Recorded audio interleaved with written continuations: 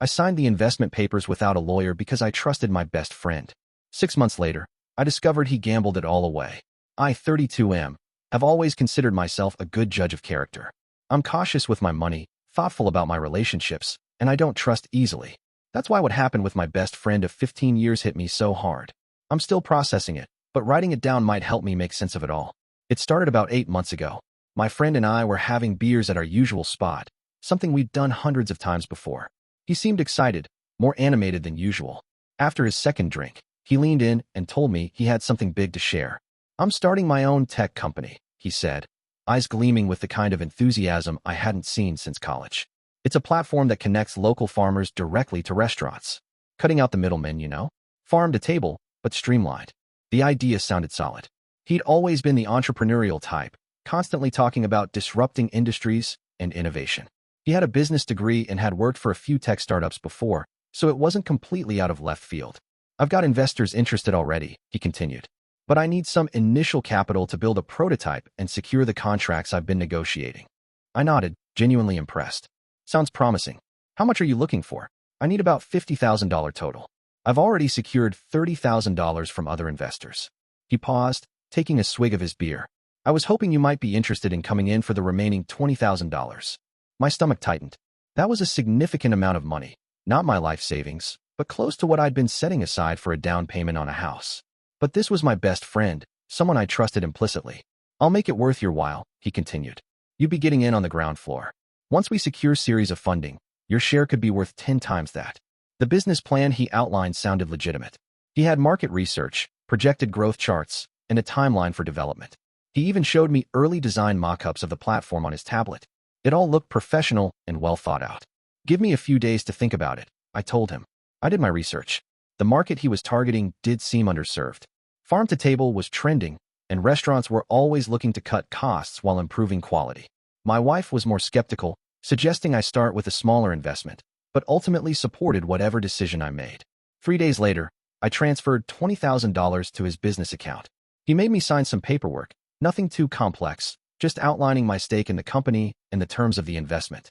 Looking back, I should have had a lawyer review it, but I trusted him completely.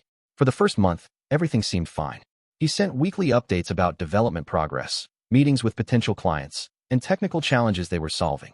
He introduced me to his technical co-founder over video chat, a quiet guy who nodded a lot but didn't say much.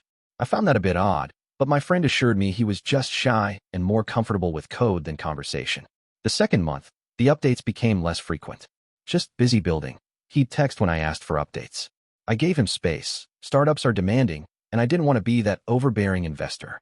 By the third month, the red flags were getting harder to ignore. My calls went to voicemail. Emails received brief, vague responses. "We're in a critical development phase," or "just closed a big meeting. We'll update soon." When we did meet for drinks, he'd steer conversations away from the business, claiming he didn't want to talk shop during our personal time. For months in, I demanded a proper update. The meeting he arranged was at a coffee shop rather than an office. He brought his laptop, showing me more designs and back-end architecture diagrams that, in retrospect, were likely just stock images with his company logo slapped on. He claimed they were in talks with serious venture capitalists but couldn't share details due to NDAs. I left feeling uneasy but still wanting to believe him. Then came month 5. I ran into a mutual friend who asked how I was coping with everything that happened. Confused, I asked what she meant. "With your friend's gambling problem coming back," she said, her expression changing as she realized I had no idea what she was talking about. "Oh God, I thought you knew." My blood ran cold. My friend had struggled with gambling in college, but claimed he'd put it behind him years ago. According to our mutual friend, he'd been spotted regularly at a casino about an hour outside the city. She assumed I knew because I was so close to him. I spent the next week in detective mode. I reached out to the technical co-founder, using the email from our video chat. The message bounced back. The address didn't exist. I couldn't find any business registration under the company name he'd given me. The office address he'd mentioned was a WeWork space, but when I visited, they had no record of him or his company ever renting there. Finally, I confronted him. I showed up at his apartment unannounced, something I'd never done before. The look on his face when he opened the door told me everything I needed to know. "I can explain," were his first words. We sat in his living room, the silence heavy between us as I waited for this explanation. He broke down, admitting there was no startup, no co-founder, no investors. He'd created an elaborate fiction to get money for gambling debts that had spiraled out of control. "I was going to pay you back," he insisted through tears. "I had a system. I just needed a little more time."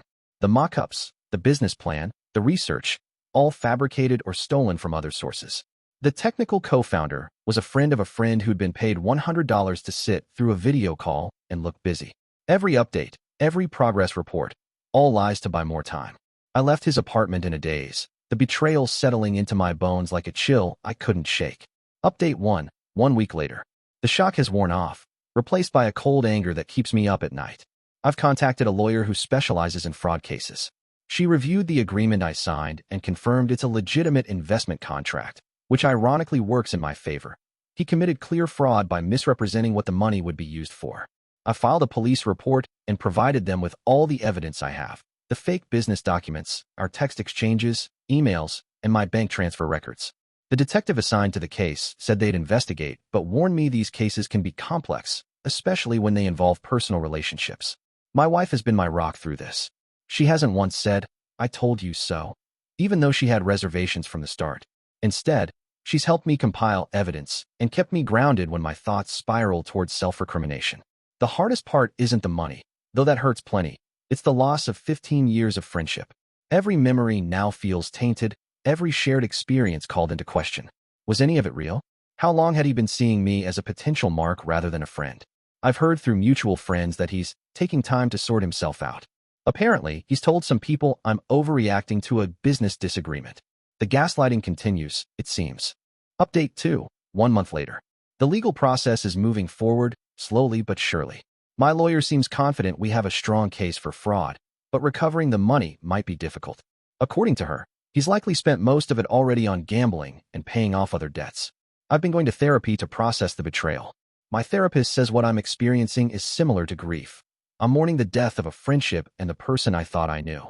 Some days are better than others. I still catch myself reaching for my phone to text him when something funny happens, only to remember the situation seconds later.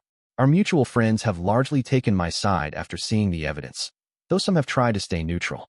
A few have suggested that his gambling addiction means he wasn't in his right mind and deserves forgiveness. I'm not there yet. Maybe I never will be.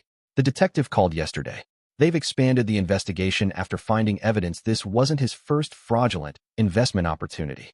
2 other people have come forward with similar stories, though for smaller amounts.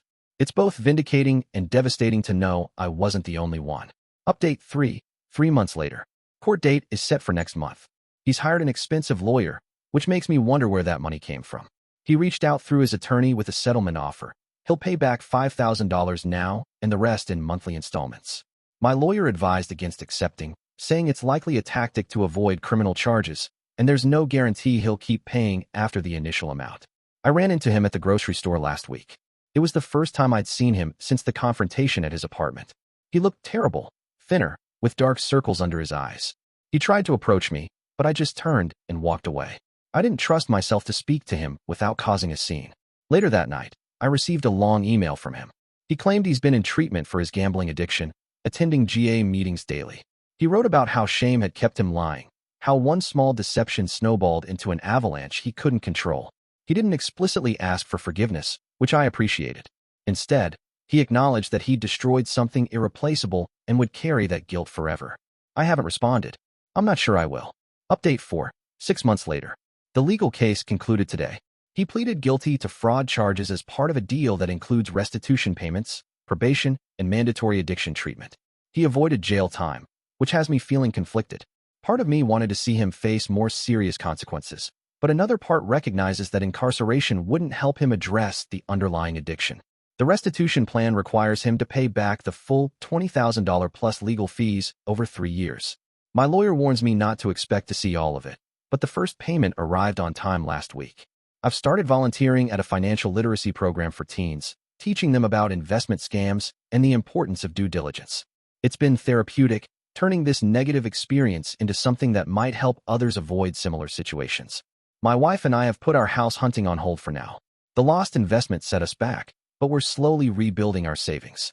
More importantly, we're rebuilding my confidence in my judgment of people. She's helped me see that trusting someone I'd known for 15 years wasn't foolish. The betrayal is on him, not me.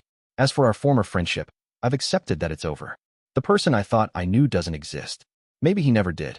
I still have moments of anger, still occasionally wake up from dreams where everything turned out differently.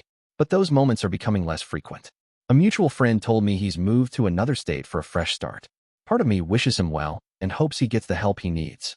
Another part hopes I never hear his name again. If there's anything to take from all this, it's that trust should be given carefully, but not fearfully. One person's betrayal doesn't mean everyone will betray you. I'm learning to balance caution with openness, skepticism with hope. And if someone comes to me with an amazing investment opportunity in the future, I'll be asking for a lot more than a business plan and some mock-ups before opening my wallet.